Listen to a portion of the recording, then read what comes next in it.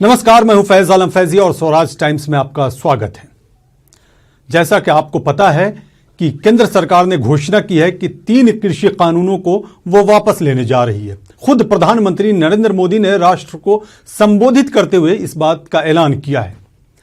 तमाम राजनीतिक पार्टियों ने अपने अपने हिसाब से इसको लेकर के प्रतिक्रिया दी है। इसी के मद्देनजर बहुजन समाज पार्टी की तरफ से भी प्रतिक्रिया आई है। बसपा प्रमुख मायावती ने केंद्र के जरिए उठाए गए इस कदम को देर से उठाया गया कदम बताया है और जो संघर्ष किया है किसानों ने, इसको लेकर के किसानों को बधाई दी है मायावती ने।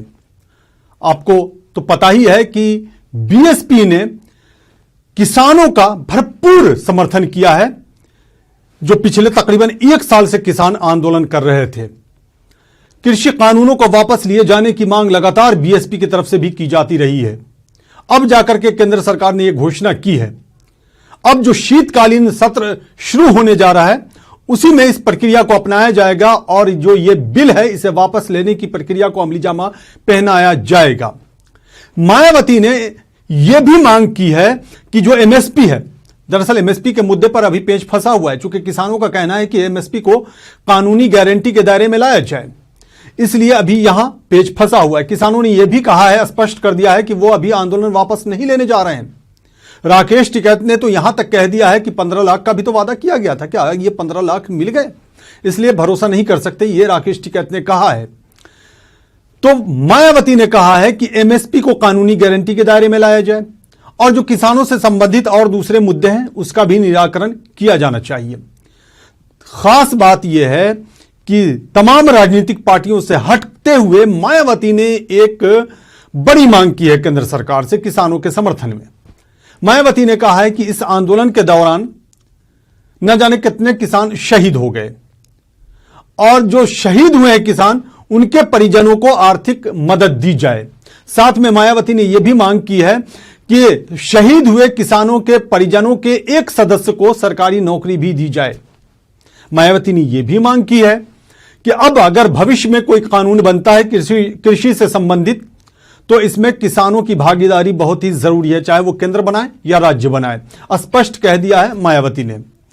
मायावती ने साफ कहा है, इसको ऐसे समझ लें कि मायावती ने साफ कहा है कि अगर केंद्र सरकार भविष्य में कोई कानून लाती है, बनाती है कृषि से संबंधित, किसानों से संबंधित, तो उसमें किसानों की भागीदारी बहुत ही जरूरी है। किसानों से परामर्श किया जाना चाहिए और अगर राज्य सरकार भी बनाती है इस तरह कानून, तब भी किसानों का परामर्श उसमें जरूरी है। यह मायावती ने साफ कर दिया है।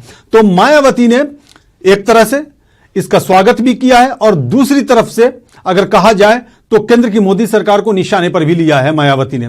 दरअसल मायावती का यह कहना कि देर से उठाया गया यह कदम है, बहुत सारी चीजों को परिभाषित करता है।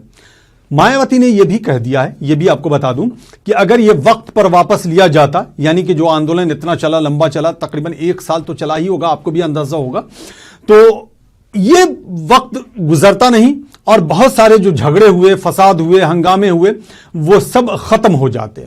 आपने देखा कि पिछले दिनों ही लखीमपुर खीरी में किस तरह से किसानों की सभा में गाड़ी चला दी गई, जिसकी वजह से कई किसानों की मौत हो गई और कुल मिलाकर के कुल 8 से 9 लोगों की उसमें मौत हुई थी, जिसको लेकर काफी हंगामा हुआ था और यह हंगामा अभी भी जारी है। तो यह मायावती का साफ कहना है कि अगर यह वक्त रहते कदम उठा लिया जाता तो शायद इसकी नौबत ही नहीं आती, जो देखने को मिला, जिस तरह के झगड़े हुए, जिस तरह के फसाद हुए। तो साफ साफ कहना था मायावती का। तो मायावती ने एक तरह से सीधे सीधे अगर कहा जाए, एक तरह से न बल्कि सीधे सीधे अगर कहा जाए, तो केंद्र की मोदी सरकार को निशाने पर दिया है, किसानों का समर्थन किया है, किसानों को बधाई दी है। मायावती ने किसानों को बधाई दी है, यह भी आपको बता दें। और मायावती ने बधाई इसलिए दी है कि डटे रहे किसान, लगातार इस आंदोलन को लेकर के किसान डटे रहे, डिगे बिल्कुल भी नहीं किसान। इसको लेकर के मायावती ने किसानों को बधाई दी है और एक तरह से अगर यह कहा जाए कि बीएसपी का समर्थन जो रहा है किसानों को, उसका भी फायदा मिला है। केंद्र की मोदी सरकार को पीछे हटना पड़ा है। हालांकि दूसरी राजनीतिक पार्टियों ने भी किसानों का समर्थन किया है, खासकर के विपक्षी पार्टियों की अगर बात की जाए तो कई सारी पार्टियों ने खुलकर के किसानों का समर्थन किया है, बहुजन समाज पार्टी की तरह से। और वैसी विपक्षी पार्टियां जो समर्थन में खुल करके सामने आई थी किसानों के लिए, उनका साफ कहना था कि ये जो तीनों कृषि कानून है, ये काला कानून है, जिसके बारे में मायावती ने स्पष्ट रूप से कह दिया है कि ये काला कानून है, इसे रद्द किया जाना चाहिए था पहले ही, वापस लिया जाना चाहिए था पहले ही, लेकिन इसमें देरी हुई है। तो क्या माना जाए? यह जो कानून वापस हुआ है इसके कोई राजनीतिक पहलू भी है? बिल्कुल है, साफ है। 5 राज्यों में विधानसभा चुनाव होने हैं, जैसा कि आपको पता है, जिसमें उत्तर प्रदेश तो सबसे बड़ा राज्य है। पंजाब में भी चुनाव होने हैं, और पंजाब में तो खबर यह भी आ रही है कि कैप्टन अमरिंदर सिंह, जो कांग्रेस के दिग्गज नेता हुआ करते थे, पूर्व मुख्यमंत्री हैं, वो भाजपा के साथ जाकर के वहां गठबंधन करके चुनाव लड़ सकते हैं। हालांकि बीएसपी का अकाली दल के साथ वहां गठबंधन है। किसान काफी नाराज हैं पंजाब में।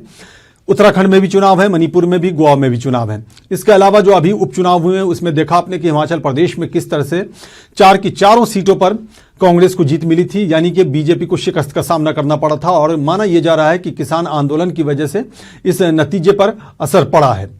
तो ये एक बड़ी वजह मानी जा रही है। बहरहाल इस वजह पर हम किसी और वीडियो में जिक्र कर लेंगे, चर्चा कर लेंगे, आपसे बात कर लेंगे, गुफ्तगू कर लेंगे और आपकी भी प्रतिक्रिया जानने की कोशिश करेंगे।